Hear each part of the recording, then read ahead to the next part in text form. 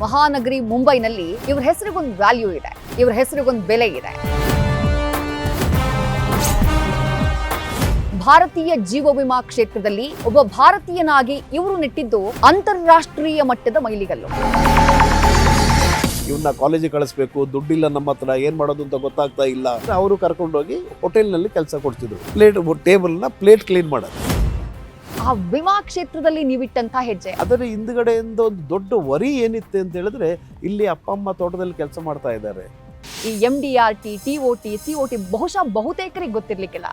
ಕಂಬಿಹಳ್ಳಿ coffee estate I become the world figure. ಯಾವ America ನಿಮ್ಗೆ visa ಕೊಡೋದಕ್ಕೆ ಹಿಂದೆ ಮುಂದೆ ಯೋಚನೆ ಮಾಡಿತ್ತೋ ಅದೇ ಅಮೆರಿಕಾದಲ್ಲಿ ಭಾರತದ ಫ್ಲಾಗ್ ಹಿಡಿತೀರಿ. ಆ ಭಾಷಣ ಕೊಟ್ಟಾಗ ದ ಲವ್ ಟುವರ್ಡ್ಸ್ ಇಂಡಿಯಾ ತುಂಬಾ ಜಾಸ್ತಿ ಆಯ್ತು.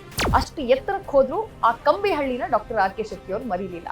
ಇಂಥ ಒಂದು ಪ್ರಾಜೆಕ್ಟ್ನ ಸ್ಟಾರ್ಟ್ ಮಾಡಿ ಎಂಡ್ ಮಾಡಿರೋದು. I am still a secretary and we are completed the project 100%.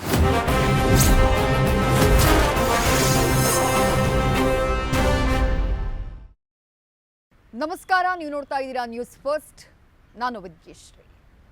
ಎಂದು ಮಲಗದ ಮಹಾನಗರಿ ಮುಂಬೈನಲ್ಲಿ ಇವ್ರ ಹೆಸರಿಗೊಂದು ವ್ಯಾಲ್ಯೂ ಇದೆ, ಇವ್ರ ಹೆಸರಿಗೊಂದು ಬೆಲೆ ಇದೆ. ಭಾರತೀಯ ಜೀವ ವಿಮಾ ಕ್ಷೇತ್ರದಲ್ಲಿ ಒಬ್ಬ ಭಾರತೀಯನಾಗಿ ಇವರು ನೆಟ್ಟಿದ್ದು ಅಂತಾರಾಷ್ಟ್ರೀಯ ಮಟ್ಟದ ಮೈಲಿಗಲ್ಲು. ಒಬ್ಬ ಸಾಮಾನ್ಯ LIC ಏಜೆಂಟ್ ಇವತ್ತಿಗೆ ಅಂತಾರಾಷ್ಟ್ರೀಯ ಮಟ್ಟದ ಜೀವ ವಿಮಾ ಕ್ಷೇತ್ರದ ವೇದಿಕೆಗಳಾದಂಥ MDRT, COT, TOT ಈ ವೇದಿಕೆಗಳಲ್ಲಿ ಕಳೆದ 2 ದಶಕಗಳಿಂದ ಕೆಲಸ ಮಾಡ್ತಾ ಇದ್ದಾರೆ ಅಂತಂದರೆ ಅದು ಭಾರತೀಯರಿಗೆ ಒಂದು ಹೆಮ್ಮೆಯ ವಿಚಾರ. ಕೇವಲ ಜೀವ ವಿಮಾ ಕ್ಷೇತ್ರದ ಬಗ್ಗೆ ಇವರಿಗಿರುವಂಥ ವಿಷನ್ ಮಾತ್ರ ಇವತ್ತು ಸದ್ದು ಮಾಡ್ತಾ ಇಲ್ಲ. ಸಮಾಜದ ಬಗ್ಗೆ ಇವರಿಗಿರುವಂಥ ಕಳಕಳಿ, ಉತ್ತಮ ಸಮಾಜವನ್ನು ಕಟ್ಟಬೇಕು ಅನ್ನುವಂಥ ಇವರ ಬದ್ಧತೆ, ಇವರ ಗುರಿ, ಕನ್ನಡದ ಮೇಲೆ ಇವರಿಗಿರುವಂಥ ಪ್ರೀತಿ, ಕನ್ನಡಿಗರ ಮೇಲೆ ಇವರಿಗಿರುವಂಥ ಪ್ರೀತಿ, ಇವೆಲ್ಲವೂ ಕೂಡ ಇವತ್ತು ಸದ್ದು ಮಾಡ್ತಾ ಇದೆ. ಇವರು ನಮ್ಮವರು, ನಮ್ಮ ಕನ್ನಡಿಗರು ಅನ್ನೋದು ಕರ್ನಾಟಕದವರಿಗೆ ಬಹಳ ಹೆಮ್ಮೆಯ ವಿಚಾರ. ನಮ್ಮ ಇವತ್ತಿನ ವಿಶೇಷ ಕಾರ್ಯಕ್ರಮದ ಅತಿಥಿಯನ್ನ ಪರಿಚಯ ಮಾಡುವಂಥ ಸಮಯ. ಡಾಕ್ಟರ್ ಆರ್ ಕೆ ಶೆಟ್ಟಿ ಅವರು, ಬನ್ನಿ ಅವರನ್ನ ಕಾರ್ಯಕ್ರಮಕ್ಕೆ ಸ್ವಾಗತ ಮಾಡೋಣ. ಅವರ ಜರ್ನಿ ಏನು, ಚಿಕ್ಕಮಗಳೂರಿನ ಒಂದು ಹಳ್ಳಿಯಿಂದ ಅಂತಾರಾಷ್ಟ್ರೀಯ ಮಟ್ಟದವರೆಗೆ ಅವರ ಜರ್ನಿ ಸಾಗಿದ್ದು ಹೇಗೆ, ಕಳೆದ 2-3 ದಶಕಗಳಿಂದ ಯಾವ ರೀತಿ ಆ ಸಾಧನೆಯ ಪತಾಕಿಯನ್ನ ಅವ್ರು ನೆಟ್ಟಿದ್ದಾರೆ, ಅವರಿಂದಾನೇ ತಿಳ್ಕೊಳ್ತಾ ಹೋಗೋಣ. ಸರ್, ಕಾರ್ಯಕ್ರಮಕ್ಕೆ ಸ್ವಾಗತ. ಹೇಗಿದ್ದೀರಿ ಡಾಕ್ಟರ್ ಆರ್ ಕೆ ಶೆಟ್ಟಿ ಅವರೇ? ಆರಾಮಿದ್ದೀರಿ? ಹೆಂಗನ್ಸುತ್ತೆ ಸರ್ ಇಷ್ಟು ಸುದೀರ್ಘವಾದಂತಹ ಜರ್ನಿ, ಒಂದು ಫಿನಾನ್ಷಿಯಲ್ ಕ್ಷೇತ್ರದಲ್ಲಿ, ಜೀವ ವಿಮಾ ಕ್ಷೇತ್ರದಲ್ಲಿ ಸಾಧನೆಯನ್ನ ಮಾಡೋದು ಅಂದ್ರೆ ಅದು ಅಷ್ಟು ಸುಲಭದ ಮಾತಲ್ಲ. ಇವತ್ತು ಇಷ್ಟು ಎತ್ತರದ ತನಕ ಹೋಗಿ ಇವತ್ತು ಬಂದು ಇಲ್ಲಿ ಕೂತಿದ್ದೀರಿ, ಎಷ್ಟು ಸಾರ್ಥಕ ಅನ್ಸುತ್ತೆ ನಿಮಗೆ ಲೈಫ್ ಅಂತ ಹೇಳಿ? ತುಂಬ ಸಂತೋಷ ಆಗುತ್ತೆ. ಯಾಕೆಂದರೆ ಈ ನಾನು ಮುಂಬೈಗೆ ಓದಿದ್ದು ಹೊಟ್ಟೆಪಾಡಿಗೋಸ್ಕರ. ಇಲ್ಲಿ ನಮ್ಮ ಊರು ಕಂಬಿಹಳ್ಳಿ ಅಂತ, ಅಪ್ಪ ಅಮ್ಮ ಕಾಫಿ ತೋಟದಲ್ಲಿ ಕೆಲಸ ಮಾಡ್ತಾಯಿದ್ರು. ಅಲ್ಲಿಂದ ನಾವು ಹೇಗಾಗೋ ಅವರ ತುಂಬ ಕಷ್ಟಪಟ್ಟು ಮಕ್ಕಳನ್ನ ಓದಿಸ್ಬೇಕು ಅಂತ ಹೇಳ್ಬಿಟ್ಟು ನಮ್ಮನ್ನು ಓದಿಸ್ಲಿಕ್ಕೆ ತುಂಬ ಪ್ರಯತ್ನ ಪಟ್ಟಿದ್ರು. ಆದರೆ SSC ಹೇಗೂ ನಮ್ಮ ಎಜುಕೇಷನ್ ಆಯಿತು. ಆಮೇಲೆ ಇನ್ನೇನಪ್ಪ ಸಾಧ್ಯನೇ ಇಲ್ಲ, ಯಾಕಂದರೆ ನಾವು ನಾಲ್ಕು ಮಕ್ಕಳು. ಆವಾಗ ಖರ್ಚು ತುಂಬ ಇತ್ತು. ಇನ್ಕಮ್ ಓನ್ಲಿ ಫ್ರಮ್ ಲೇಬರ್ನಲ್ಲಿ ಎಷ್ಟು ಬರ್ತಿತ್ತು ಅಷ್ಟೇ. ಇದನ್ನೆಲ್ಲ ಇಟ್ಕೊಂಡು ನನಗೂ ಆಲೋಚನೆ ಆಯಿತು, ಅಪ್ಪ ಅಮ್ಮನಿಗೆ ತುಂಬ ಬರ್ಡನ್ ಆಗ್ತಾಯಿದೆ, ನಾನಾಗಿ ಏನಾದರೂ ಮಾಡಲಿಕ್ಕೆ ಸಾಧ್ಯ ಇದೆಯಾ, ಈ ಬರ್ಡನ್ನ ಇಳಿಸ್ಲಿಕ್ಕೆ ಸಾಧ್ಯ ಇಲ್ವಾ ಅಂತ ಒಂದು ಆಲೋಚನೆ ಬಂದಾಗ, ನೋಡಿ ನಾವು ಯಾವಾಗಲೂ ಒಂದು ಒಳ್ಳೇದು ಆಲೋಚನೆ ಮಾಡಬೇಕು. ಅದು ದೇವ್ರದ್ದೊಂದು ಸಹಾಯ ಇರುತ್ತೆ, ದೇವರು ನಿಮಗೆ ಸಹಾಯ ಮಾಡ್ತಾರೆ ಅಂತ ಹೇಳ್ತಾರಲ್ಲ. ಯಾರೋ ಒಬ್ಬ ಮನುಷ್ಯನ ನಮ್ಮವರ ಸಂಬಂಧಿಕರು ಮುಂಬೈನಲ್ಲಿದ್ದರು. ಅವರು ಆವಾಗ ಊರಿಗೆ ಬಂದರು. ಅವೇ ದಿನ ನಮ್ಮ ಮನೆಗೆ ಬಂದರು. ಮನೆಯಲ್ಲಿ ಒಂದು ವಾತಾವರಣ ಇತ್ತು. ಅಮ್ಮ ತುಂಬ ಕಷ್ಟಪಡ್ತಾಯಿದ್ರು. ಹೇಳಿದ್ರು ಇವನು ಓದಿಸ್ಬೇಕು, ಇವನು SSC ಆಯಿತು, ಈಗ ಇವನ್ನ ಕಾಲೇಜಿಗೆ ಕಳಿಸ್ಬೇಕು, ದುಡ್ಡಿಲ್ಲ ನಮ್ಮ ಹತ್ರ, ಏನು ಮಾಡೋದು ಅಂತ ಗೊತ್ತಾಗ್ತಾ ಇಲ್ಲ ಅಂತ ಹೇಳುವ ಸಂದರ್ಭದಲ್ಲಿ ಅವ್ರು ಹೇಳಿದ್ರು, ಹಾಗಾದ್ರೆ ಒಂದು ಕೆಲಸ ಮಾಡಿ, ಇವನ್ನ ನಾನು ಮುಂಬೈ ಕರ್ಕೊಂಡು ಹೋಗ್ತೀನಿ. ಮುಂಬೈನಲ್ಲಿ ಇದೊಂದು ಅಪರ್ಚುನಿಟಿ ಇದೆ, ಡೇನಲ್ಲಿ ಕೆಲಸ ಮಾಡ್ಬೋದು, ರಾತ್ರಿ ಸ್ಕೂಲ್ಗೆ ಹೋಗ್ಬೋದು, ಕಾಲೇಜಿಗೆ ಹೋಗ್ಬೋದು. ಯಾವ ಇಯರ್ನಲ್ಲಿ ಸರ್ ಇದು? 1980 ಬಾಂಬೆಗೆ ಹೋಗ್ತೀನಿ ಕೆಲಸ ಮಾಡೋಕ್ಕೆ, ಜೊತೆಗೆ ಓದಕ್ಕೆ ಅಂತ ಅಲ್ಲಿಗೆ ತೆರಳ್ತೀರಿ? ಎಸ್.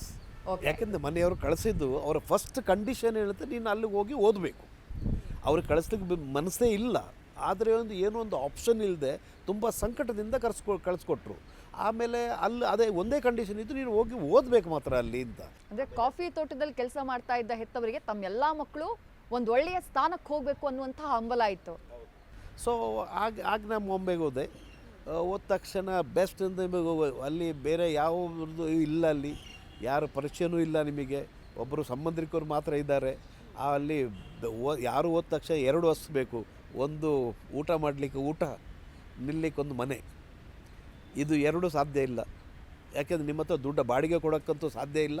ಊಟ ತಗೊಳ್ಳುವಂಥ ಅಷ್ಟು ದುಡ್ಡು ತಗೊಂಡು ಹೋಗಲಿಲ್ಲ.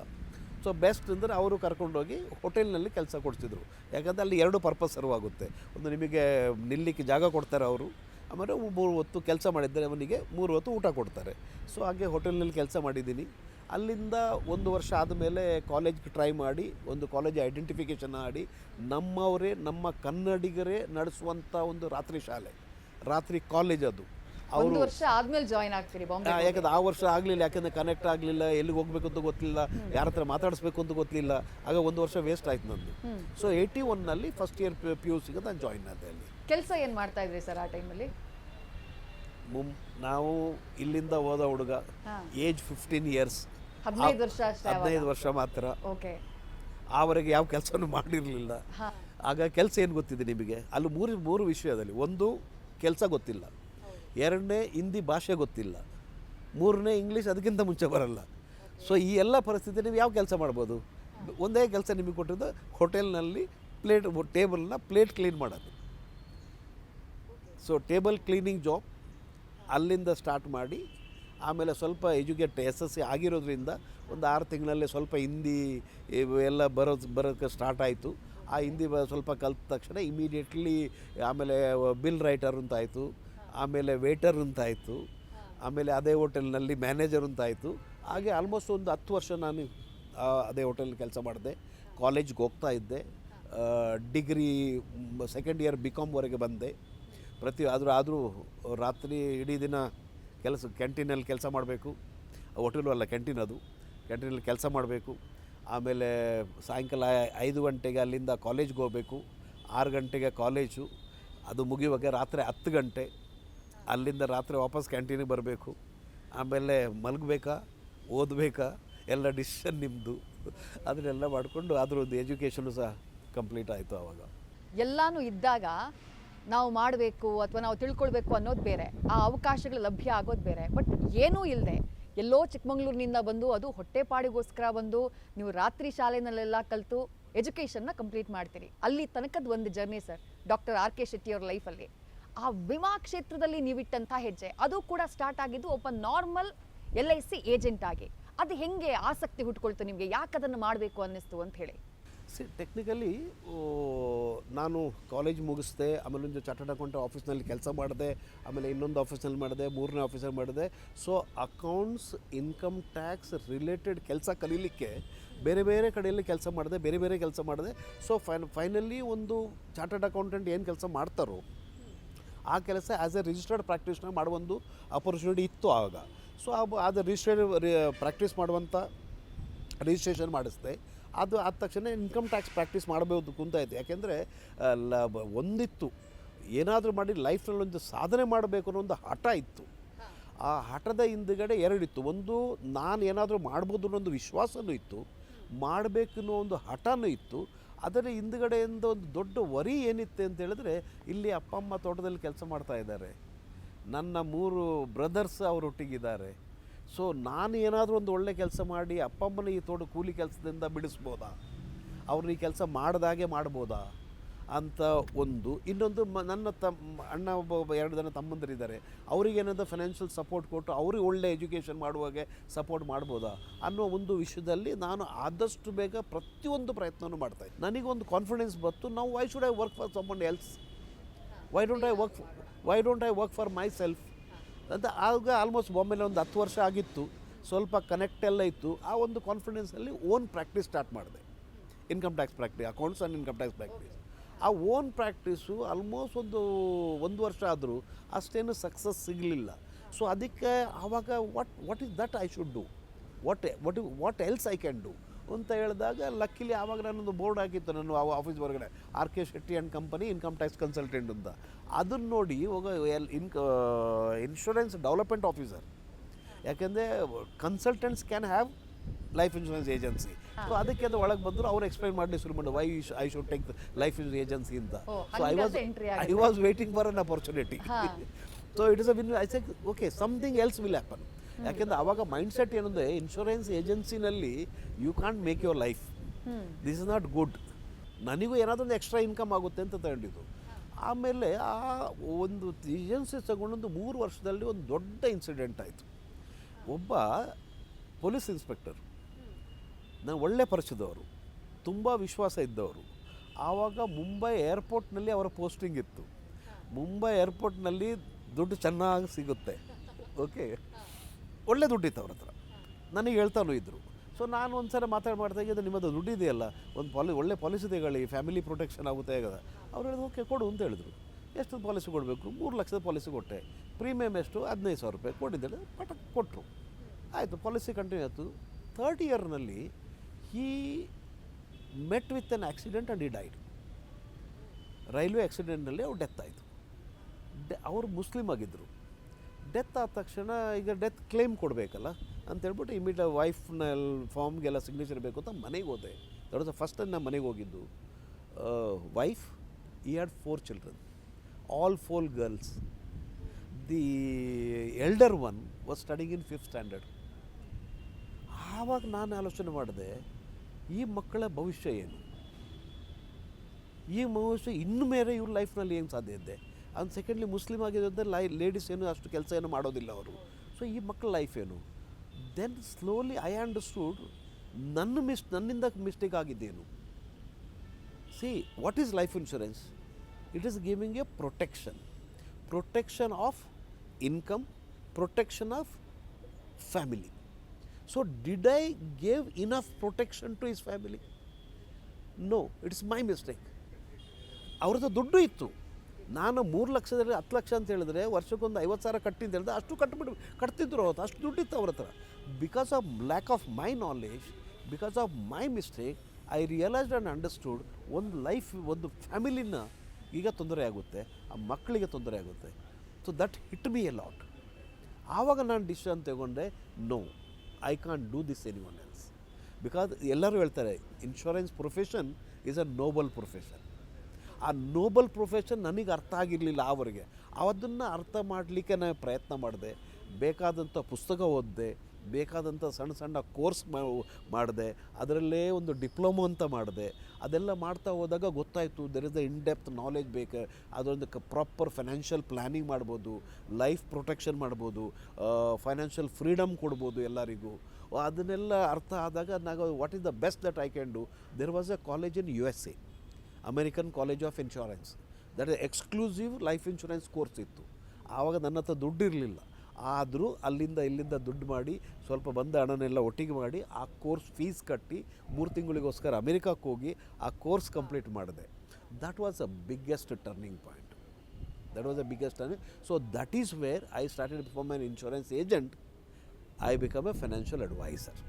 ನಾನು ಆಗಲೇ ಹೇಳಿದೆ, ಇನ್ಶೂರೆನ್ಸ್ ಏಜೆಂಟ್ಗಳ ಬಗ್ಗೆ ಮುಂದೆ ಅವ್ರಿಗೆ ಗ್ರೋತ್ ಇರುತ್ತೆ, ಮುಂದೆ ಇಂಥದ್ದೊಂದು ವೇದಿಕೆಗಳಲ್ಲಿ ಅವ್ರು ರೀಚ್ ಆಗ್ಬೋದು ಅನ್ನೋದು ಸಾಮಾನ್ಯವಾಗಿ ತುಂಬ ಜನರಿಗೆ ಗೊತ್ತೇ ಇಲ್ಲ. ಬಟ್ ನೀವು ಅದನ್ನು ಅಚೀವ್ ಮಾಡಿದ್ದೀರಿ. ಭಾರತದಲ್ಲಿ ಅದನ್ನು ಅಚೀವ್ ಮಾಡಿದಂಥ ಕೆಲವು ವ್ಯಕ್ತಿಗಳಲ್ಲಿ ಡಾಕ್ಟರ್ ಆರ್ ಕೆ ಶೆಟ್ಟಿಯವರು ಒಬ್ಬರು.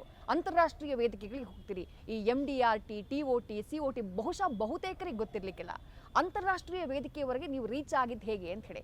ಅದನ್ನು ಆ ಕೋರ್ಸ್ ಮಾಡಿದ ತಕ್ಷಣ ಇಮಿಡಿಯೇಟ್ಲಿ ನನಗೊಂದು news there is an organisation called MDRT. Insurance agents can qualify for MDRT. $1 million round table. $1 million round table, which is the world's top financial professionals organization. So ಅದರ ನನಗೆ ಕುತೂಹಲ ಅಂತ ಏನಿದೆ ಅಂದರೆ I become the world figure from Kambihalli coffee estate. So I become the world figure. One. Secondly, if I qualify for this MDRT, I get an invitation from the $1 million round table president from USA. So he will invite you for a conference. So I get an opportunity to go to America. So that was exciting me. And I said, no, I have to qualify for this. I qualify ಆದೆ. ಪ್ರೆಸಿಡೆಂಟ್ನಿಂದ invitation ಬಂತು. First year ಹೋಗಿ ವೀಸಾಗೆ apply ಮಾಡಿದೆ. America visa ಕೊಡಲಿಲ್ಲ. They rejected my visa. Okay. So I wrote back to my MDRT. they know I'm not getting the visa. So they gave me a second letter and they took my guarantee. ಅವಾಗ ಒಂದು issue ಅಂದರೆ ಅಮೆರಿಕಾಗೆ ಹೋದವರು ವಾಪಸ್ ಬರೋದಲ್ಲ ಅಂತ. So MDRT said, here is a professional organization, he is a professional qualified insurance advisor, so we will make sure that he goes back to India ಅಂತ ಅಲ್ಲಿಂದ ಒಂದು letter ಬಂತು. On the basis of that letter ನನಗೆ second ಅಟೆಂಪ್ಟ್ನಲ್ಲಿ visa ಸಿಕ್ತು. That visa is only for 15 days. 15 days US ಹೋಗಿ ಬರೋದು. So I went and attended that conference. R.K. Shetty, the one who was gone with the kind of mindset, ನಾನು return ಬಂದಾಗ I was not the same R.K. Shetty. I came back with a lot of information, lot of knowledge, lot of confidence, and that I can achieve whatever I want to achieve in my life. ಕೆಲಸ ಮಾಡಲಿಕ್ಕೆ start ಮಾಡಿದೆ. ಅದರಲ್ಲಿ success ಸಿಕ್ತು. MDRT, there is a one stage, there is a certain financial requirement, business requirement, ಅದು achieve ಮಾಡಲಿಕ್ಕೆ. ಆಮೇಲೆ next stage is the court of the table, that is the 3 times of MDRT qualifying condition. Next stage is the top of the table, that is the 6 times of qualifying condition. So every type I said okay, now I achieved MDRT, I should do next year, I should do third year. So the continuity is there. ಅಲ್ಲಿಂದ COT ಆಯಿತು, ಆಮೇಲೆ TOT ಆಯಿತು, financial growth ಆಯಿತು, qualifying conditions ಎಲ್ಲ call ಮಾಡಿದೆ. I was very sincere and committed. The world has seen me, MDRT has seen me doing that. They said then ಆವಾಗ ಹೇಳಿದು, why don't you take a charge of India. ಅದಕ್ಕೆ ಅವಾಗ every ಕಂಟ್ರಿಯಲ್ಲಿ ಒಬ್ಬೊಬ್ಬ representative ಮಾಡ್ತಾರೆ. ಆ ಕಾಲದಲ್ಲಿ ನನಗೆ ಈ ಚೇರ್ಮನ್ಶಿಪ್ ಸಿಕ್ಕಿದಾಗ ದೇರೊಬ್ಬ 224 ಜನ ಇಂಡಿಯಾದಲ್ಲಿ ಕ್ವಾಲಿಫೈಯರ್ಸ್ ಇದ್ದರು, all over India, out of about 10 lakh insurance agents. ನಾನು ಅದನ್ನು ಸ್ಪ್ರೆಡ್ ಮಾಡಿ I am very happy to say this is gone up to 30,000 totally. So ಶಾರ್ಟ್ಕಟ್ಟಲ್ಲಿ ಹೇಳೋದು ಅಂತ ಹೇಳಿದ್ರೆ 30,000 insurance agents today, because of my efforts, they are earning at least 1 lakh rupees per month income, and that they will continue to earn this for next 15 years. ಯಾವ America ನಿಮಗೆ visa ಕೊಡೋದಕ್ಕೆ ಹಿಂದೆ ಮುಂದೆ ಯೋಚನೆ ಮಾಡಿತ್ತೋ ಅದೇ ಅಮೆರಿಕಾದಲ್ಲಿ ಭಾರತದ ಫ್ಲಾಗ್ ಹಿಡಿತೀರಿ, ಅಮೆರಿಕಾದ ಫ್ಲಾಗ್ ಹಿಡಿತೀರಿ, ಬೇರೆ ಬೇರೆ ದೇಶಗಳಿಗೆ ಸಂಚಾರ ಮಾಡ್ತೀರಿ, ಭಾಷಣಗಳನ್ನು ಮಾಡ್ತೀರಿ. ಆ ಜರ್ನಿ ಹೇಗಿತ್ತು ಸರ್, ಗೈಡ್ ಮಾಡುವಂಥ ಜರ್ನಿ? ತುಂಬ ಚೆನ್ನಾಗಿತ್ತು. ಯಾಕೆಂದರೆ ಒಬ್ಬ ಇಂಡಿಯನ್, ಅದು ನಮ್ಮ ಈ ಕಲರ್ ವಿತ್ ಮೈ ಹೈಟ್, ಅಷ್ಟು ಈಸಿಲಿ ಆ ಪ್ರದೇಶದವರು ಅಲ್ಲಿ ಜನ ಅಕ್ಸೆಪ್ಟ್ ಮಾಡಲ್ಲ. ಯಾಕಂದರೆ ಅವರು ಇಂಡಿಯನ್ ಅಂತ ಹೇಳಿದ್ರೆ ಸ್ವಲ್ಪ ಲೆವೆಲ್ ನೋಡ್ತಾರೆ. ಆಲ್ ಓವರ್ ಇಂಡಿಯಾದಲ್ಲಿ ಇವತ್ತಿಗೆ 48 ಕಂಟ್ರಿನ ನಾನು ಟ್ರಾವೆಲ್ ಮಾಡಿದ್ದೀನಿ.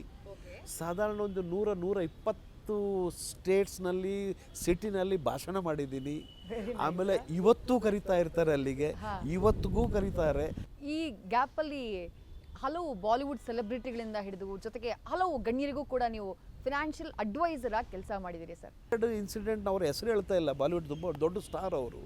ಅವರ ಫೈನಾನ್ಷಿಯಲ್ ಇಯರ್ಲಿ ಲೈಬಿಲಿಟಿ ಇಷ್ಟು ಮಾಡಿಟ್ಟಿದ್ದೀನಿ ಅಂತ ಹೇಳಿದ್ರೆ, ಅವ್ರ ಕೆಲಸ ನನಗೆ ಸಿಗ್ತಾರೆ. ನಾನೀಗ ಕೆಲಸ ಮಾಡ್ತಾ ಇದ್ದೀನಿ, ಯಾಕೆ ಗೊತ್ತಾ, ನೀನೇ ದುಡ್ಡು ಕೊಡಬೇಕು ಅಂತ. ಸೊ ಅದಕ್ಕೆ ಈ ಕೆಲವೊಂದು ಫಿಲ್ಮ್ ಅಪ್ರೋಚ್ ಎಲ್ಲ ಬಂದಾಗ ಕೆಲವೆಲ್ಲ ಫಿಲ್ಮ್ ನನಗೆ ಮಾಡಬೇಕು ಅಂತ ಆಗೋದಿಲ್ಲ, ಅದು ಬೇಡ ಅಂತ ಹೇಳಿದ್ರೆ ಇಲ್ಲಿ ಲೈಬಿಲಿಟಿ ಇದೆ ನನ್ನ ಹತ್ರ, ಅದಕ್ಕೆ ನಾನು ಅಕ್ಸೆಪ್ಟ್ ಮಾಡಿದ್ದೀನಿ. ಆಮೇಲೆ 5 ವರ್ಷದಲ್ಲಿ ಹೇಳ್ತಾರೆ ಕಿ ಇಟ್ ಈಸ್ ಗುಡ್, ಈ ಡಿಸಿಷನ್ ನಾನು ತಗೊಂಡಿದ್ದರಿಂದ, ಆ ದುಡ್ಡು ಲೈಬಿಲಿಟಿ ನನ್ನ ಮುಂದೆ ಇದ್ದಿದ್ದರಿಂದ ನಾನು ಯಾವ ಕೆಲಸನೂ ಬಿಡಲಿಲ್ಲ. ಬಂದ ಎಲ್ಲ ಕೆಲಸನೂ ಮಾಡ್ತಾ ಹೋಗ್ತಿದ್ರೆ ಎಲ್ಲ ಅಕ್ಸೆಪ್ಟಬಿಲಿಟಿ ಬಂತು. ಕೆಲವು ಸರಿ ಫೇಲ್ ಆಗುತ್ತೆ ಫಿಲ್ಮ್, ಕೆಲವು ಸರಿ ಫಿಲ್ಮ್ ಪಾಸ್ ಆಗುತ್ತೆ. ಸೊ ಎಲ್ಲನೂ ಪಾಸ್ ಆಗೋದಿಲ್ಲ, ಅದೇ something is getting pass. So ನನ್ನ ಕಂಟಿನ್ಯೂಟಿ ಇದೆ, ಇವತ್ತು ಕೆಲಸ ಇದೆ. ಅದೇ ಯಾರು ನನ್ನ ಅಪ್ರೋಚ್ನಲ್ಲಿ ಇಲ್ವೋ ಅವ್ರು ಎಕ್ಸಾಂಪಲ್ ಕೊಡ್ತಾರೆ, ನನ್ನೊಟ್ಟಿಗೆ ಇಂಥವ್ರು ಅವರಿದ್ದರು, ಇವತ್ತು ನೋಡಿ ಅವರು ಎಲ್ಲೂ ಇಲ್ಲ, ಅವರು ಕಾಣಿಸ್ತಾನೆ ಇಲ್ಲ. ಯಾಕೆಂದರೆ ಅವರು ನನಗೆ ಚೂಸಿಯಾಗಿ ಇದು ಮಾಡಲ್ಲ ಅಂತ ಹೇಳಿದರು. ಲಾಸ್ಟಿಗೆ ಇವತ್ತು ಯಾರಿಗೂ ಬೇಡ ಅವರು. ಸೊ ಹಾಗೆ ನಿಮ್ಮಿಂದ ನನಗಾಗಿದೆ ಅಂತ ಹೇಳಿಬಿಡಿ. ಆಮೇಲೆ ಇವತ್ತು ದೇ ಆರ್ ವೆರಿ ಹ್ಯಾಪಿ. ಕೆಲಸ ಇಲ್ದಿದ್ದರೂ ದೇ ಆರ್ ನಾಟ್ ವರಿಡ್. ಅವರೆಲ್ಲ ಲೈಫ್ ಏನೆಲ್ಲ ಅಚೀವ್ ಮಾಡಬೇಕೋ ಅದೆಲ್ಲ ಅಚೀವ್ಮೆಂಟ್ ಆಗಿದೆ. ಒಂದು ವಿಶೇಷ ಏನು ಅಂದರೆ, ಅಷ್ಟು ಎತ್ತರಕ್ಕೆ ಹೋದರೂ ಆ ಕಂಬಿಹಳ್ಳಿನ ಡಾಕ್ಟರ್ R.K. ಶೆಟ್ಟಿ ಅವರು ಮರೀಲಿಲ್ಲ, ಆ ಬೇರನ್ನು ಮರೀಲಿಲ್ಲ. ಇವತ್ತಿಗೆ ಮತ್ತೆ ನಿಮ್ಮ ಊರಿಗೆ ವಾಪಸ್ಸಾದಾಗ ಅಲ್ಲಿ ಏನು ಕೆಲಸಗಳನ್ನು ಮಾಡಬೇಕು ಮಾಡಿದ್ದೀರಿ? ಯಾಕೆ ಅನ್ನಿಸ್ತು ಅಲ್ಲಿ ಏನೋ ಮಾಡಬೇಕು ನಾನು ಅನ್ನೋದು ಯಾಕೆ ಅನ್ನಿಸ್ತು? ಏನೆಲ್ಲ ಮಾಡಿದಿರಿ ಸರ್, ಅದನ್ನು ನಮ್ಮ ವೀಕ್ಷಕರ ಜೊತೆ ಹಂಚ್ಕೊಳ್ಬಹುದಾ ಅಂತ ಹೇಳಿ. ನೋಡಿ, ಮನುಷ್ಯ ಎಷ್ಟೇ ದೊಡ್ಡದಾಗಲಿ ನಮ್ಮ ರೂಟ್ನ ನಾವು ಮರಿಬಾರ್ದು. ಸೊ ನಾನು ಆ ಶಾಲೆಯಲ್ಲಿ ತುಂಬ ಸಣ್ಣ ಶಾಲೆ, ಗೌರ್ಮೆಂಟ್ ಶಾಲೆ, ತುಂಬ ಸಣ್ಣ ಜಾಗ ನಾನು ಕಲಿತೆ. ಪಕ್ಕದಲ್ಲಿ ಜಾಗ ಇತ್ತು. ಆ ಜಾಗ ನಾನು ಸ್ಕೂಲ್ ಮಾಸ್ಟ್ರಿಗೆ ಹೋಗಿ ಕೇಳಿದೆ, ಇದನ್ನು ಕಟ್ಟಿಸ್ಕೊಡ್ತೀನಿ, ಮಕ್ಕಳಿಗೆ ಸ್ವಲ್ಪ ಫೆಸಿಲಿಟಿ ಕೊಡೋಣ, ನಾವು ಒಂದು ಒಳ್ಳೆ ಬಾತ್ರೂಮ್ ಕಟ್ಟೋಣ, ಒಂದು ಒಳ್ಳೆ ಸ್ಕೂಲ್ ಕಟ್ಟಡಿ ಕಟ್ಟೋಣ, ಆಮೇಲೆ ಮುಂಚೆ ಇದ್ದದ್ದು ಒಂದು 25-30 ವರ್ಷ ಮುಂಚೆ ಕಟ್ಟಡ ಅದನ್ನು ಸ್ವಲ್ಪ ರಿಪೇರ್ ಮಾಡೋಣ ಅಂತ ಹೇಳಿದ್ರೆ ಅವರು ತುಂಬ ಸಂತೋಷವಾಗಿ ಒಪ್ಕೊಂಡ್ರು. ಅದೆಲ್ಲ ನನ್ನಿಂದ ಎಷ್ಟು ಸಾಧ್ಯ ಎಲ್ಲನೂ ಅಲ್ಲಿ ಮಾಡಿಕೊಟ್ಟೆ. ಆ ಸ್ಕೂಲ್ಗೂ ಮಾಡಿಕೊಟ್ಟೆ, ನಮ್ಮ ಊರಿಗೆ ಏನು ಬೇಕೋ ಅದನ್ನು ಮಾಡಿಕೊಟ್ಟೆ, ಅಲ್ಲೊಂದು ದೇವಸ್ಥಾನಕ್ಕೊಂದು ಹೆಲ್ಪ್ ಮಾಡಬೇಕು ಅಂತ ಒಳ್ಳೆ ದೇವಸ್ಥಾನ ಕಟ್ಟಿಸಿದ್ವಿ. ಎಲ್ಲ ಆದಮೇಲೆ ಊರಿನವರಿಗೆಲ್ಲ ಒಂದು ಹಾಲ್ ಇಲ್ಲ, ನಮ್ಮಲ್ಲಿ ಏನು ಫಂಕ್ಷನ್ ಮಾಡೋಕ್ಕೆ ಹಾಲ್ ಇಲ್ಲ, ಯಾರಾದರೂ ಮನೆ ಮುಂದುಗಡೆ ಮಾಡಬೇಕು, ಅದಕ್ಕೆ ಅಂತ ಒಂದು ದೊಡ್ಡದು ಹಾಲ್ ಕೊಟ್ಬಿಟ್ಟು ಅದಕ್ಕೆ ಬೇಕಾದಂಥ ಫೆಸಿಲಿಟಿಲೆಲ್ಲ ಅದಕ್ಕೆ ಹಾಕಿಸ್ಕೊಟ್ಬಿಟ್ಟು ಊರಿನವ್ರಿಗೆ ಎಲ್ಲರಿಗೂ ಈ ಊರಿನಲ್ಲಿ ಯಾವುದೇ ಫಂಕ್ಷನ್ ಆಗೋದಾದರೆ ಈ ಹಾಲ್ನಲ್ಲಿ ಫ್ರೀ ಆಫ್ ಕಾಸ್ಟ್ ಕೊಡಬೇಕು. ಅದನ್ನು ಮೇಂಟೈನ್ ಮಾಡಲಿಕ್ಕೆ ಏನಾದರೂ ಸಣ್ಣದು ಬಿಟ್ಟು ನಿಮಗೆ ದುಡ್ಡು ಬೇಕಾದರೆ ಅದನ್ನು ಚಾರ್ಜ್ ಮಾಡೋದಾದರೆ ಮಾಡಿ. ಈ ಸಾಮಾಜಿಕ ಕಳಕಳಿಯ ಕೆಲಸಗಳ ಬಗ್ಗೆ ಮಾತನಾಡುವಾಗ ಮುಂಬೈನಲ್ಲಿರುವಂತಹ ಬಂಟರ ಸಂಘದ ಬಗ್ಗೆ ಮಾತನಾಡಲೇಬೇಕು. ಹಲವು ವರ್ಷಗಳಿಂದ ನೀವು ಅದರಲ್ಲೂ ಕೂಡ ಬಹಳ ಕಾರ್ಯಪ್ರವೃತ್ತರಾಗಿದ್ದೀರಿ, ಕಾರ್ಯದರ್ಶಿಯಾಗಿದ್ದೀರಿ.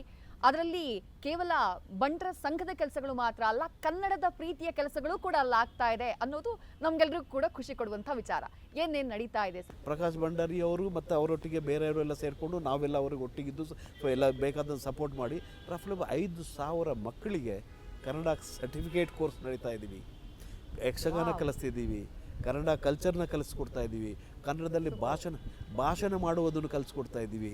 ಇವಾಗ ನಮ್ಮಲ್ಲಿ ಬಂದರೆ ಯಾರಾದೊಂದು ದೊಡ್ಡ ಫಂಕ್ಷನಲ್ಲಿ ಒಳ್ಳೆ ಗೆಸ್ಟ್ ಬಂದಿದ್ದಾರೆ ಅಂತ ಹೇಳಿದ್ರೆ, ಒಂದು ಸಲ ಡಿ ಕೆ ಶಿವಕುಮಾರ್ ಅವರು ಇವಾಗ ಮುಖ್ಯಮಂತ್ರಿಯವರು ಅಲ್ಲಿಗೆ ಬಂದು ನಮ್ಮ ಫಂಕ್ಷನಲ್ಲಿ ಇದ್ದರು. ಅವರ ಇಂಟ್ರೊಡಕ್ಷನ್ 3 ನಿಮಿಷ ಕನ್ನಡದಲ್ಲಿ ಪುಸ್ತಕ ಓದದೆ ಪೇಪರ್ ಇಲ್ಲದೆ ಮಾಡಿದ್ದಾನೆ ಒಬ್ಬ ಹುಡುಗ. ಸೊ ಅದು ಎಷ್ಟು 5 ವರ್ಷ ಮಗು, 6 ವರ್ಷ ಮಗು, 8 ವರ್ಷ ಮಗು. ಸೊ ಇಂಥ ಒಂದು ಕನ್ನಡದ ಕೆಲಸನೂ ತುಂಬ ಚೆನ್ನಾಗಿ ಆಗ್ತಾಯಿದೆ. ಅದೇ ರೀತಿ ಬಂಟ ಸಂಘಕ್ಕೆ ಬಂದರೆ, ನಮ್ಮ ಬಂಟರ ಸಂಘದಲ್ಲಿ ನಾವು ಬಂಟರಾಗಿ ನಮ್ಮ ತುಳು ಕಲ್ಚರ್, ತುಳು ಯಕ್ಷಗಾನ, ತುಳು ನಾಟಕ, ತುಳುನ ಕವಿತೆಗಳು, ತುಳುನಲ್ಲಿ ಕವಿಗಳ ಇದು ಎಲ್ಲನೂ ನಾವು ಚೆನ್ನಾಗಿ ಮಾಡ್ತಾಯಿದ್ದೀವಿ. ಸೊ ಅದು ಕಲೆ ಸಂಸ್ಕೃತಿಗೆ ಉಳಿದಾವೆ. ಏನೋ ಒಂದು ಸಿಚುವೇಶನ್ ಬಂತು, ನಮ್ಮಲ್ಲಿ ಬಂಟ ಸಂಘ ಅನ್ನೋದು MMR ರೀಜನ್ನಲ್ಲಿ ತುಂಬ ದೊಡ್ಡ ಸಂಘ. ನಮ್ಮ ಹತ್ರ ಒಂದು 30-35 ಸಾವಿರ ಮೆಂಬರ್ಸ್ ಇದ್ದಾರೆ. ಹಾಗಾಗಿ ಎಲ್ಲರಿಗೂ ಅಪ್ರೋಚ್ ಮಾಡಲಿಕ್ಕೆ ಅಂತ ಹೇಳ್ಬಿಟ್ಟು ಕೆಲವು ರೀಜನ್ ಅಂತ ಮಾಡಿದ್ದೀವಿ. ಸೊ ಅಲ್ಲೆಲ್ಲಿ ರೀಜನಲ್ ಚೇರ್ಮನ್ಸ್ ಇದ್ದಾರೆ. ಸೊ ಒಂದು ಸಿಚುವೇಶನ್ ಬಂತು, ಅಲ್ಲೊಂದು ರೀಜನಲ್ ಚೇರ್ಮನ್ ಸಿಗ್ತಾ ಇರಲಿಲ್ಲ. ಸೊ ನನಗೆ ಫೋರ್ಸ್ ಮಾಡಿ ಹೇಳೋದು ಇದನ್ನು ನೀವು ತಗೊಳ್ಳೇಬೇಕು ಅಂತ. ಸ್ವಲ್ಪ ಪ್ರಾಮಿನೆಂಟ್ ಜನಗಳು, ನಾನು ಯಾರಿಗೆ ರೆಸ್ಪೆಕ್ಟ್ ಕೊಡ್ತೀನೋ ಅಂಥವ್ರು ಅದು ಹೇಳಿದ್ರಿಂದ ಇಲ್ಲ ಅಂತ ಹೇಳಲಿಕ್ಕಾಗಲಿಲ್ಲ. ಅಲ್ಲಿಗೆ ಹೋಗಿ ಚೇರ್ಮನ್ಶಿಪ್ ತಗೊಂಡು ನೋಡಿದಾಗ ಇಂಪಾರ್ಟೆಂಟ್ ಇದು ಸಂಘದ ಪ್ರೈಮರಿ ಕೆಲಸ ಏನು? ಬಡವರಿಗೆ, ಕಷ್ಟದಲ್ಲಿದ್ದವರಿಗೆ, ಇಲ್ಲ ಯಾರಿಗಾದರೂ ಹಾಸ್ಪಿಟಲ್ಗೆ ಹೋಗೋ ಖರ್ಚು, ಹಾಸ್ಪಿಟಲೈಸೇಷನ್ ಆಗಿದೆ ಅವ್ರ ಹತ್ರ ದುಡ್ಡಿಲ್ಲ ಅಂತ ಹೇಳಿದರೆ, ಇಲ್ಲ ಯಾರೋ ಮಗುಗೆ ಒಂದು ಸ್ಕೂಲ್ ಕಾಲೇಜ್ಗೆ ಹೋಗ್ತಾ ಇದೆ, ಇಲ್ಲ ಪ್ರೊಫೆಷ್ನಲ್ ಡಿಗ್ರಿ ಮಾಡ್ತಾಯಿದೆ ಅವ್ರ ಹತ್ರ ದುಡ್ಡಿಲ್ಲ ಅಂತ ಹೇಳಿದ್ರೆ, ಇಂಥದವರಿಗೆ ಹೆಲ್ಪ್ ಮಾಡೋದು ಸಂಘದ ಆದ್ಯ ಕರ್ತವ್ಯ. ಸೊ ನಾನು ಅದಕ್ಕೆ ತುಂಬ ಪ್ರಾಮಿನೆಂಟ್ ಕೊಟ್ಟು ನುಡುತ್ತಾ ಹೋಗುವಾಗ ಬಾಂಬೆನಲ್ಲಿ 26 ಫ್ಯಾಮಿಲಿ ಸಿಕ್ತು. ಅವ್ರ ಫ್ಯಾಮಿಲಿ ಡೈಲಿ ಇನ್ಕಮ್ ಈಸ್ 0. ಅವರಿಗೆ ಊಟ ಮಾಡಲಿಕ್ಕೆ ಕಂಪ್ಲೀಟ್ 100% ರೇಷನ್, ಎಷ್ಟು ಬೇಕೋ ಅಷ್ಟು. ಅವರು ಮೆಡಿಕಲ್ ರಿಕ್ವೈರ್ಮೆಂಟ್ ಇದ್ದರೆ ಮೆಡಿಕಲ್ಗೆ ಎಷ್ಟು ಮೆಡಿಸಿನ್ ಬೇಕೋ ಫಿಕ್ಸ್ ಇದ್ದರೆ ಅದು ಕೊಟ್ಟು, ಪ್ಲಸ್ ಅವರಿಗೆ ಕ್ಯಾಶು ಕೊಟ್ಟಿದ್ದೀವಿ. ಯಾಕೆಂದರೆ ನಾಳೆ ಬೆಳಿಗ್ಗೆ ಒಂದು ಮೆಡಿಸಿನ್ ತರಬೇಕು, ಒಂದು ಟ್ಯಾಬ್ಲೆಟ್ ತರಬೇಕು ಅಂದರೆ ಅದು ಸಿಗಬೇಕು. ಆಮೇಲೆ ಹಾಸ್ಪಿಟಲೈಸೇಷನ್ ಇದೆ, all operations everything is free. So ಆ ಫ್ಯಾಮಿಲಿ ಅಡಾಪ್ಷನ್ ಅನ್ನೊಂದು ಪ್ರೋಗ್ರಾಮ್ ನಾನು ಮಾಡಿ, that was who invented that programme. ಅದರಲ್ಲಿ ಆ 26 ಫ್ಯಾಮಿಲಿ ನಾವು ತಗೊಂಡು ಅವ್ರಿಗೆ ಬೇಕಾದ ಏನೆಲ್ಲ ಬೇಕು ಎಲ್ಲ ಕೊಟ್ಟು ಫಿಕ್ಸ್, ಎಲ್ಲ ಗೌರ್ಮೆಂಟ್ನಲ್ಲಿ ಪೆನ್ಷನ್ ಬರುವಾಗೆ ತಿಂಗಳಿಗೆ ಫಿಕ್ಸ್ ಅವರ ಅಕೌಂಟಿಗೆ ದುಡ್ಡು ಬೀಳಬೇಕು. ರೇಷನ್ ತಗೊಂಡು ಅವ್ರಿಗೆ ಮನೆ ಕೊಡಬೇಕು. ಯಾಕಂದರೆ ಅವ್ರು ಬಂದು ತಗೊಂಡು ಹೋಗಿ ಅಂತ ಹೇಳಿದ್ರೆ ಅದು 20 kg 25 kg ತಗೊಳ್ಳೋಕ್ಕೆ ₹200 ರಿಕ್ಷಾ ಕೊಡಲಿಕ್ಕೆ ಅವ್ರ ಹತ್ರ ದುಡ್ಡಿಲ್ಲ. ಸೊ ನಾವು ಮನೆಗೆ ಹೋಗಿ ಡೆಲಿವರಿ ಮಾಡಿ ಅವ್ರಿಗೆ ತಿಂಗಳಿಗೆ ದುಡ್ಡು ಕೊಟ್ಟು, ಅದೊಂದು 3 ವರ್ಷದ ಟರ್ಮ್ ಇರೋದು. ಆ 3 ವರ್ಷ ಟರ್ಮ್ ಆದ ತಕ್ಷಣ ನನ್ನ ಟರ್ಮ್ಗೂ ಬೇರೆ ಯಾರೋ ಬರ್ತಾರೆ. ಆದರೆ ಬೇರೆ ಯಾರು ಬಂದವರಿಗೆ ಇದೆಲ್ಲ ಏನೇನು ಫೆಸಿಲಿಟಿ ಕೊಡ್ತಾ ಇದೆಯೋ ಅದಕ್ಕೊಂದು ದೊಡ್ಡ ಹಣ ಬೇಕಿತ್ತು. ಸೊ ಆ ಹಣಗೆ ನಾನು ಹೋದ್ಮೇಲೆ ಬಂದವರು ಅದನ್ನು ಕಲೆಕ್ಷನ್ ಮಾಡ್ತಾರಾ, ಅಷ್ಟು ಹಣ ಜಮಾ ಮಾಡ್ತಾರಾ, ಅವ್ರು ಕೊಡ್ತಾರಾ, ಆದರೆ ಇವ್ರಿಗೆ ಕೊಡಲೇಬೇಕು, ಅವ್ರ ರಿಕ್ವೈರ್ಮೆಂಟ್ ಇದ್ದೇ ಇದೆ. ಸೊ ನಾನು ಹೋಗ್ಬೇಕಾದ್ರೆ ಪುನಃ ಒಂದು ಸಲ ಎಲ್ಲ ನಮ್ಮ ದೊಡ್ಡ ದೊಡ್ಡ ಡೋನರ್ ಹತ್ರ ಹೋಗಿ ದುಡ್ಡೆಲ್ಲ ಕಲೆಕ್ಷನ್ ಮಾಡಿ ಅಷ್ಟು ದುಡ್ಡು ಅಲ್ಲಿ ಇಟ್ಟು ಬಂದೆ. ಸಾಕಿ ನೆಕ್ಸ್ಟ್ ಬಂದವರು ಸಹ ಅದನ್ನು ಕಂಟಿನ್ಯೂ ಮಾಡಲಿ ಅಂತ ಅವರು ಕಂಟಿನ್ಯೂ ಮಾಡಿದರು. ಅವರು ಟರ್ಮ್ ಮುಗಿದ ತಕ್ಷಣ ಅವರು ದುಡ್ಡು ಕಟ್ಟು. ಸೊ ಅದೊಂದು ಪ್ರೋಗ್ರಾಮ್ ತುಂಬ ಚೆನ್ನಾಗಿ ನಡೀತಾ ಇದೆ. ಸ್ಕೂಲ್ ಕೂಡ ಆರಂಭ ಮಾಡಿದ್ರಿ ರೀಸೆಂಟಾಗಿ, ಅದ್ರ ಬಗ್ಗೆ ಹೇಳಬಹುದಾ ಅಂತ ಹೇಳಿ? ಲ್ಯಾಂಡ್ ಪರ್ಚೇಸ್ ಆಗಿತ್ತು. ಸೊ ಆಮೇಲೆ ಸ್ಕೂಲ್ ಕಟ್ಟಬೇಕು ಅಂತ. ಸೊ ಆ ಸ್ಕೂಲಾಗಿ ಆವಾಗ ಆಲೋಚನೆ ಬಂದಿದ್ದೇನೆಂದರೆ ನಾವು ಸ್ಕೂಲ್ ಕಟ್ಟಬೇಕು ಅಂತ ಇದೆ, ಲ್ಯಾಂಡ್ ಪರ್ಚೇಸ್ ಆಗಿದೆ. ಆಲ್ಮೋಸ್ಟ್ ಅವತ್ತು 140 ಕೋಟಿವರೆಗೆ ಇದುವರೆಗೆ ಖರ್ಚು ಮಾಡಿದ್ದೀವಿ. ಸ್ಕೂಲ್ ಮೊನ್ನೆ ಈ ಸಂಡೇ 12th ಜುಲೈ 2026 ಇನಾಗ್ರೇಷನ್ ಆಯಿತು. ನಮ್ಮ ಕೇಂದ್ರೀಯ ಮಂತ್ರಿ ಪಿಯೂಷ್ ಗೋಯಲ್ ಬಂದಿದ್ದರು, ಅವರು ಅದನ್ನು ಇನಾಗ್ರೇಟ್ ಮಾಡಿದರು. ನೆಕ್ಸ್ಟ್ MP ಗೋಪಾಲ್ ಶೆಟ್ಟಿ ಇದ್ದರು, ಅವ್ರು ಇನಾಗ್ಬೋದು. ಅದರ ಟೈಟಲ್ ಡೋನರ್ ಆಗಿ ಶಶಿಧರನ್ ಶೆಟ್ಟಿ, ಅಲ್ಕಾರ್ಗೋ ಲಾಜಿಸ್ಟಿಕ್ಸ್ನ one of the best logistic company in the world. So ಅವ್ರು ಈಸ್ ದ ಟೈಟಲ್ ಡೋನರ್. ಅವ್ರ ಫ್ಯಾಮಿಲಿ ಬಂದು ಇದ್ದರು. So with all those things I am also one of the donor ಅದರಲ್ಲಿ. ಸೊ ಎಲ್ಲ ಇನಾಗ್ರೇಷನ್ ತುಂಬ ಚೆನ್ನಾಗಿದೆ. It is a very happy moment. ಯಾಕೆಂದರೆ ಇಂಥ ಒಂದು ಪ್ರಾಜೆಕ್ಟ್ನ ಸ್ಟಾರ್ಟ್ ಮಾಡಿ ಎಂಡ್ ಮಾಡಿರೋದು. So I was secretary when I started. I am still a secretary. ಯಾಕಂದರೆ ಸೆಕೆಂಡ್ ಟರ್ಮ್ ಕೊಟ್ಟರು ನನಗೆ. I am still a secretary and we are completed the project 100%. And it is a fully operational today. 900+ students ಅದರಲ್ಲಿ ಕಲಿತಾ ಇದ್ದಾರೆ. Revenue ಬರಲಿಕ್ಕೆ start ಆಗಿದೆ. So that is the biggest moment. ಪ್ರಶಸ್ತಿಗಳ ವಿಚಾರಕ್ಕೆ ಬರೋಣ ಸರ್. ಫಿನಾನ್ಷಿಯಲ್ ಕ್ಷೇತ್ರ, ಜೀವ ವಿಮಾ ಕ್ಷೇತ್ರ, ಸಾಮಾಜಿಕ ಕಳಕಳಿ ಇದೆಲ್ಲವನ್ನ ಗುರುತಿಸುವಂಥ ಕರ್ನಾಟಕ ರಾಜ್ಯ ಸರ್ಕಾರ ನಿಮಗೆ 2010ರಲ್ಲಿ 16 ವರ್ಷಕ್ಕಿಂತ ಮುಂಚೆ ನಿಮಗೆ ರಾಜ್ಯೋತ್ಸವ ಪ್ರಶಸ್ತಿಯನ್ನು ಕೊಡುತ್ತೆ. ಮಹಾರಾಷ್ಟ್ರದಿಂದನೂ ಕೂಡ ಆ ಪ್ರಶಸ್ತಿಯನ್ನು ಪಡಿತೀರಿ. ಶ್ರೀಲಂಕಾದಿಂದ ನೀವು ಡಾಕ್ಟರೇಟನ್ನು ಪಡಿತೀರಿ. Global Indian award Venkaiah Naidu ಅವರಿಂದ ಪಡಿತೀರಿ. ಸಾಲು ಪ್ರಶಸ್ತಿಗಳು ಎಷ್ಟು ಖುಷಿ ಕೊಡ್ತು. ಈ ಸಾಧನೆಗೆ ಸಿಕ್ಕಂಥ ಒಂದು ಸನ್ಮಾನ, ಒಂದು ಪುರಸ್ಕಾರ ಎಷ್ಟು ಸಾರ್ಥಕತೆ ಅಂತ ಅನ್ನಿಸ್ತು ಸರ್? ಯಾರಿಗೂ ಖುಷಿಯಾಗುತ್ತೆ, ಎಲ್ಲರಾಗೆ ನನಗೂ ಖುಷಿ. ಅದಾದ ಕರ್ನಾಟಕ ರಾಜ್ಯೋತ್ಸವ ಪ್ರಶಸ್ತಿ ನಾನು ಹೇಳಿದ್ರೆ ಅಗೇನ್ ಗೋಯಿಂಗ್ ಬ್ಯಾಕ್ ಫ್ರಮ್ ಚಿಕ್ಕಮಂಗ್ಳೂರಿನ ಅಷ್ಟು ಸಣ್ಣ ಹುಡುಗ, ಏನೂ ಇಲ್ಲದ ಅವನಿಗೆ ಒಂದು ರಾಜ್ಯೋತ್ಸವ ಪ್ರಶಸ್ತಿ ಸಿಗುತ್ತೆ. ಅದು ನನ್ನ because of my international achievement. Overall ಒಂದು ಇನ್ಸ್ಪೈರಿಂಗ್ ಜರ್ನಿ. ಒಬ್ಬ ಕಂಬಿಹಳ್ಳಿಯಿಂದ ಹೊರಟಂತಹ ಒಬ್ಬ ಹುಡುಗ ಇವತ್ತು ವರ್ಲ್ಡ್ ಲೆವೆಲಲ್ಲಿ ಭಾರತದ ಹೆಸರನ್ನು ಒಂದು ಮೈಲಿಗಲ್ಲು ರೀತಿ ಛಾಪ್ ಹಾಕೋ ಹಾಗೆ ಮಾಡಿದ್ದಾರೆ ಅಂತಂದರೆ ಅದು ಸುಮ್ಮನೆ ಜರ್ನಿ ಅಲ್ಲ. ಆ ಜರ್ನಿಯ ಹಿಂದಿರುವಂತಹ ಸ್ಟ್ರಗಲ್ ಜೊತೆಗೆ ಆ ಸಾಧನೆಯ ಮೈಲಿಗಲ್ಲು ಎಲ್ಲವನ್ನು ನಮ್ಮ ವೀಕ್ಷಕರ ಜೊತೆಗೆ ಇವತ್ತು ಹಂಚಿಕೊಂಡ್ರಿ. ಥ್ಯಾಂಕ್ ಯು ಸರ್ ನಮ್ಮ ಕಾರ್ಯಕ್ರಮದಲ್ಲಿ ಭಾಗಿಯಾಗಿದ್ದಕ್ಕೆ. ನಮಸ್ಕಾರ, ಥ್ಯಾಂಕ್ ಯು. ಇದಾಗಿತ್ತು ಇವತ್ತಿನ ವಿಶೇಷ. ಕ್ಷಣ ಕ್ಷಣದ ಮಾಹಿತಿಗಾಗಿ ನೋಡ್ತಾ ಇರಿ ನ್ಯೂಸ್ ಫಸ್ಟ್, ನಿರ್ಭೀತಿಯಿಂದ ನಿಮ್ಮ ಪರವಾಗಿ.